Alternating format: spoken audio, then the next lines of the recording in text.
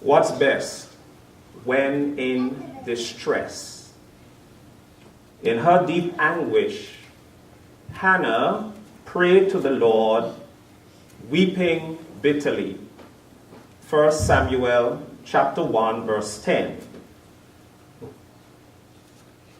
Happy Mother's Day. Now, as I say that, I am mindful how much of a mixed bag of emotions and experiences being a mother, a woman, a person is. We all have our share of joy and sorrow, pleasure and pain. In today's reading from the first book of Samuel, chapter 1, we meet a woman who became a mother, but whom joy eluded for a period. Hannah describes herself as a woman deeply troubled. In fact, more than once in the passage we read today, we find words that indicate that Hannah was going through an unhappy phase of life. Our text says she was in deep anguish. And in other verses in the passage, we find such words as misery or miserable. She was experiencing troubles. These are all used to describe, to say something about her circumstances at the time. The cause of Hannah's distress or anguish was twofold. First, she was childless for a while. Secondly, and chief among them, she was provoked by her rival, Peninnah, her husband's other wife, with whom he had children. This situation contained all the ingredients that created the anguish and the distress that Hannah felt. Even though her husband loved her and treated her well, the unkindness, insults, torment, and humiliation of the other wife wounded and hurt Hannah deeply. It was the kind of situation that would cause some women or some individuals to lash out, but Hannah didn't do that. She controlled herself. She kept her feelings in check. The way she dealt with this situation, I believe, provides an excellent model for anyone in circumstances that bring distress and pain, heartache. The Good News Bible puts our text this way. She was deeply distressed and cried bitterly as she prayed to the Lord. So the question for our reflection on this special day is this: what is best when in distress? How to act when you face a distressing situation? Well, Hannah went to the house of the Lord, as we have come to the house of the Lord today. And we should note, my sisters and brothers, that this was not the first or the only time that Hannah found herself in the house of the Lord. She was in the habit of going to that place. This is a good reminder that we should not wait until there is a crisis or some distressing situation to come to the house of the Lord. Make it something that you do habitually. Make it something that you do often. Make it something that you do in the good times, not only in the bad times.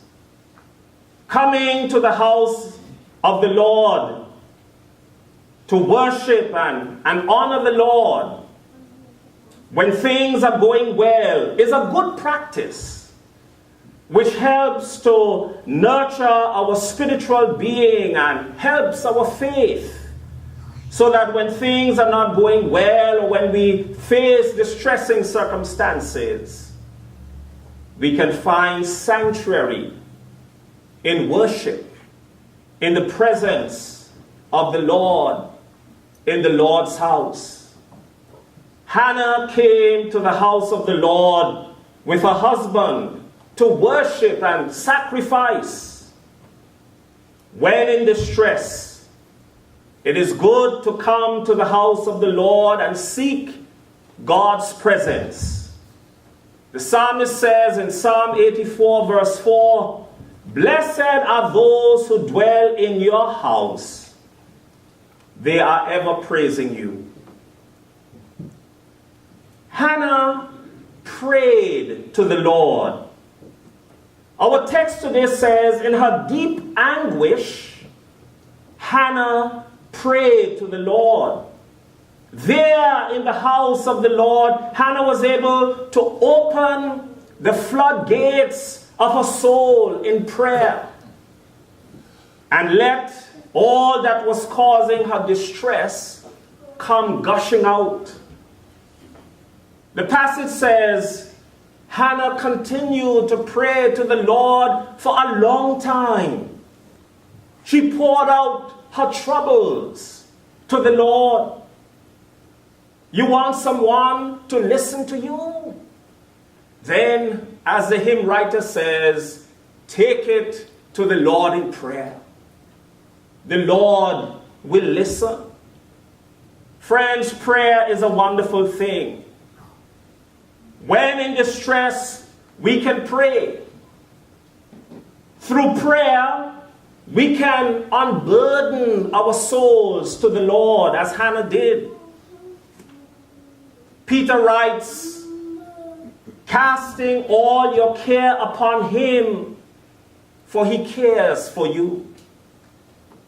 What are your cares? What burdens do you carry? What are the things that make you anxious? You can cast them all on the Lord, for he cares for you. My sisters and brothers, we can bring all our troubles to the Lord because the Lord cares and the Lord understands. For a while, if you read the story, you will discover that Hannah was misunderstood. Even by the man of God, even by the priest Eli. He mistook Hannah's actions for that of a drunken woman. He thought that she was under the influence when she came into the house of the Lord and began to pour out her soul. He thought she was drunk. And sometimes people misunderstand us. Sometimes people don't understand what we are going through. But you know who understands? God understands. God knows. And prayer is an outlet for anguish. And by it, the bitter soul can be made better. The wounded soul can find healing through prayer. And finally, my friends, Hannah made a solemn promise to the Lord. In her distress, Hannah made a vow, the text says.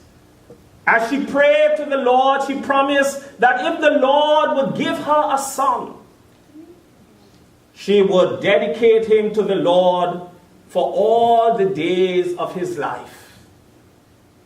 I like that. And on this Mother's Day, this day when we honor mothers, what a wonderful takeaway from this service. To dedicate our children to the Lord all the days of their life. And that as parents, as mothers, as fathers, as grandparents, as elders, that we can set that example of a dedicated life and what it means to live a life dedicated to the Lord. Now, it's not uncommon for people in distress to make promises to the Lord, to bargain with the Lord, to strike some deal with the Lord.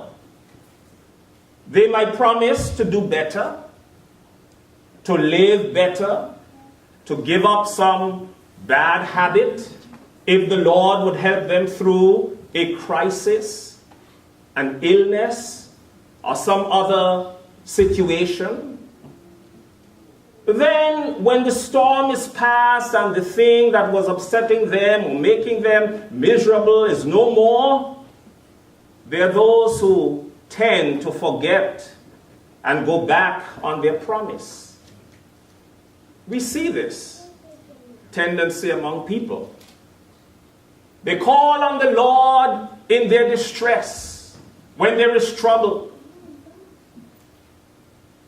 But they forget the Lord when the trouble is past. The psalmist does say God is a very present help in trouble. But we shouldn't call on the Lord only when we are in trouble. Yes, we can call on the Lord when we are in trouble. But we shouldn't call on the Lord only at such times. So Hannah did not forget her promise. She made a promise to the Lord, who is a promise keeper, and she kept her promise. The Lord did not forget Hannah. She received what she requested, and Hannah did not forget the Lord. So my sisters and brothers, we have a great example of a woman, a mother, a person, who in her distress came to the Lord, cried out to the Lord in prayer, and who found that the Lord was faithful, that she could trust the Lord at all times. So on this Mother's Day, on this Lord's Day, when we remember the ascension of our Lord Jesus, he has gone ahead, he is exalted on high, but he remains with us. I call on you to trust the Lord at all times, in every situation. Put your trust in God. Call on the Lord in prayer. And he is a faithful God who will see us through every situation. In the name of the Father, Son, and Holy Spirit. Amen.